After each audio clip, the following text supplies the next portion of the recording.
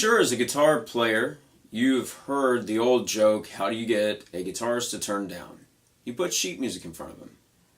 Well, that happened to be the case for me when I was in undergrad, and I went into the jazz ensemble for the very first time and was handed a chart. My assumption was that I was going to be able to recognize at least some of the chords, and it wouldn't be too terribly difficult for me to sight read my way through the piece. Well, I was very much mistaken, and I had the most difficult time in trying to read the chart. I remember the director handing the music out. We looked at it for a moment, and then a 1, 2. He started counting off.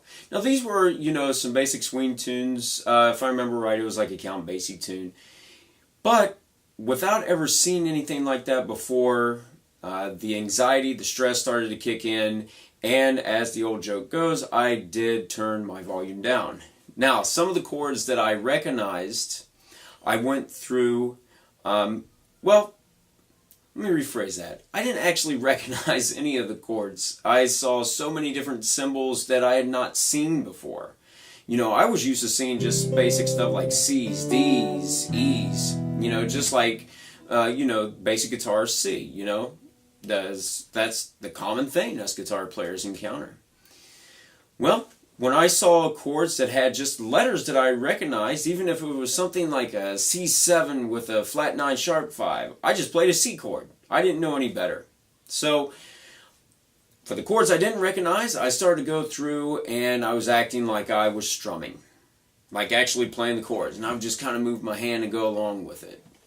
So, that was my experience. I never had lessons up until the time that I went to college. And everything that I was learning was through watching videos of people play. Of course, YouTube wasn't around at that time, so we're talking VHS tapes of groups that I really enjoyed. So I was watching a lot of Satriani, Steve Vai, Metallica, and I was trying to pick up on that, as well as just listening to recordings and seeing what I could figure out. So after experiencing the pressure of playing in that situation or faking my way through it, then I decided, I better look over these charts and see if I can figure them out. So as many guitar players have come across over the years, the chord books, which there's some that are pretty thick, I had one of those books. I had the chord book, and what I'd done is I took the charts, and at night after classes, I would go through with the chord book and I would write little chord diagrams above all the chords. And you're talking about a lot of chords on some of these jazz charts. For any of you that's read through a big band piece, you're switching chords like every beat on some of these charts. So I wrote little chord diagrams above all of it. And I kept thinking, there has to be some kind of way to get through this without just writing chord diagrams and memorizing a ton of chords. One of the things that I noticed in the chord books is that there would be A through G sharp, or A flat, if you want to see it that way. So all 12 notes were represented, and you would have chords for every one of those, right? So you'd have your majors, your minors, your sevenths, your dominants, or sevenths, just like I said, but more of like major sevenths, dominant sevenths, minor sevenths, minor 7 flat 5, diminished, 6, flat 6, your minors, I saw them all, okay? And it was page after page, and one of the things that I noticed about this particular book was that they would show a particular chord. And let me give you a basic one just as an example. So if I had a C chord, like we are used to playing, right? The basic, what we call cowboy chords, right? What they would do, and you could also add the G in the bottom, right, to give a little bit more depth. What they would do is break this up into like 3 strings. So you would have the top 3 notes. So you'd have your 3rd, 2nd, and 1st string, your 4th, 3rd, and 2nd, your 5th, 4th, and 3rd, and your 6th, 5th, and 4th. And then you would also have the full-on chord. And I would see pages of like these chords being dissected into this. Well, I struggled for a while, and over time, I basically come to memorize most of the chords that I had seen just through sheer repetition, right? And unfortunately, there's not really a shortcut to any of this. So I'm not about ready to give you a shortcut necessarily, because you're still going to have to put in the work. But through sheer repetition, I managed to get my way through the charts and learn some voicings that I continue to use. Now, let's fast forward a few years. Later on, I started to come across ways to see the fretboard. And we're talking, in particular, the chords. So, what I'm going to show you today is just one of these ways to play a chord, and I'm going to discuss with you the way that I have used that mixed with theory to come across, to handle any chord that I come across, right? So, most of you have probably seen this before, but let's start and see, just for those who might not know. So the way that I usually approach my chords is like this, and I'm going to take a basic one here, and I'm going to use a G major 7 chord. So let's say I have a G major 7, and I'm using a string grouping of 6th string, 4th, 3rd, and 2nd. Well, this is my major 7 chord. So step number 1 that I would do is I would take the major 7 and I would go through the inversions. So I would take this chord and I would move it to the next available note that's part of that string group. So my G would go to a B, my F sharp to a G, my B to a D, and my D to an F sharp. So I start with this, and now I have the 3rd in the bass.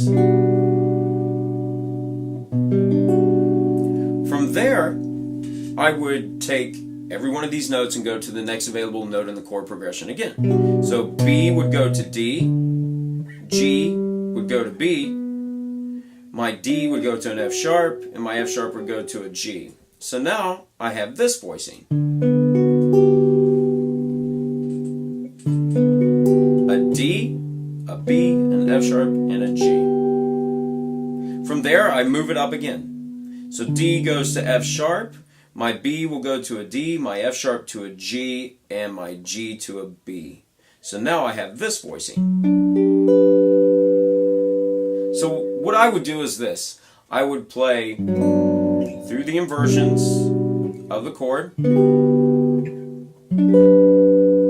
We're just going to take one chord for now, like just one the G. We're just going to work with G right now, the G major 7, and I'm going to take it through the other voicings that are available in just a moment. So I would take this G, and then I would go to other string groups. So now I can go to 4, 3, 2, 1. So if I take the G on the bottom and put it on top, now I have this. If I took the inversion with the 3rd on the bottom and I put it on top, now I have this. If I took this inversion with the 5th in the bottom, now I have this. I always liked that chord. I thought that was a nice sounding chord. And then for the last one, the 7th in the bottom, now I put it on top. Now let's continue that. I also have my string group 5, 3, 2, and 1. So for some of you it may be easier to start with the root, and let's do that. So I have a G, an F sharp, a B, and a D.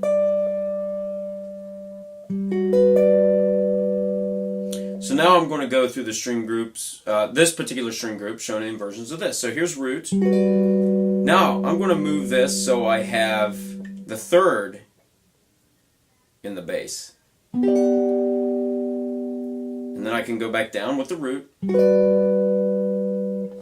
then the 7th in the bass. And then I can put the 5th in the bass. And this one may be a little bit of a stretch to get to here.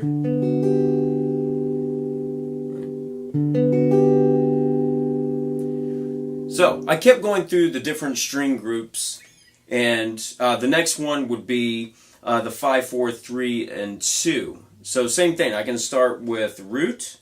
So I have a root position 1 here, where I have the G, the D, the F sharp, and the B.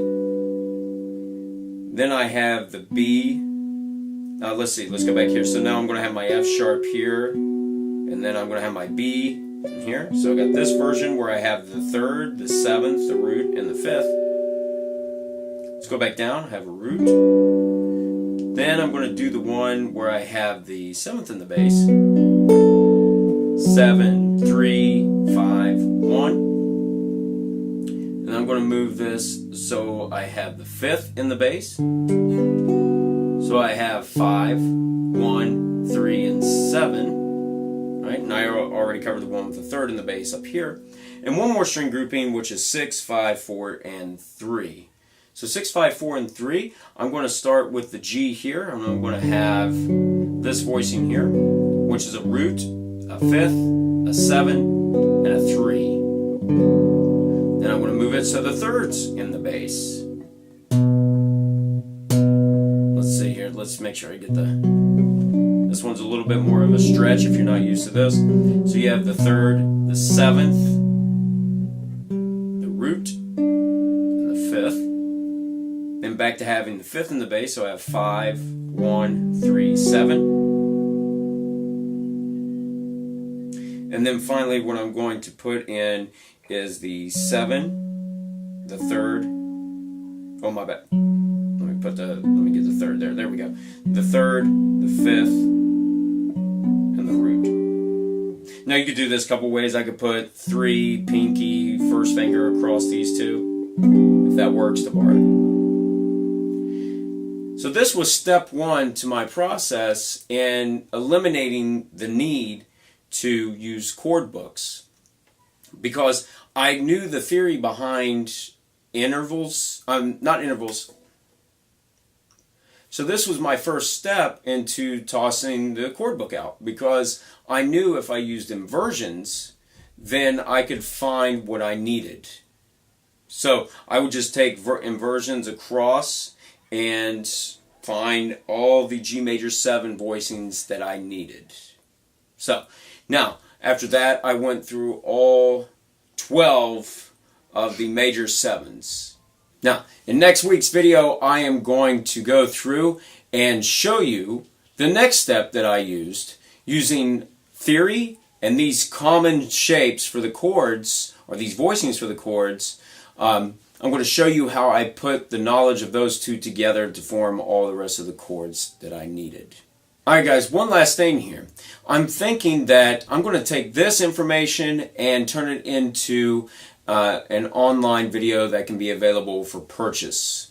So, if you're interested in that, please leave comments below. Let me know that you're interested before I go through the process, because I think that it's very valuable to have something like this as opposed to using the chord books. Thanks guys for watching. Thanks for all your support. And don't forget to subscribe if you already haven't by the end of today. If you do that, then your name is in a drawing for a free 30-minute lesson, and that drawing will be coming up soon. Please don't forget to subscribe and share, and thanks again. I hope to see you soon.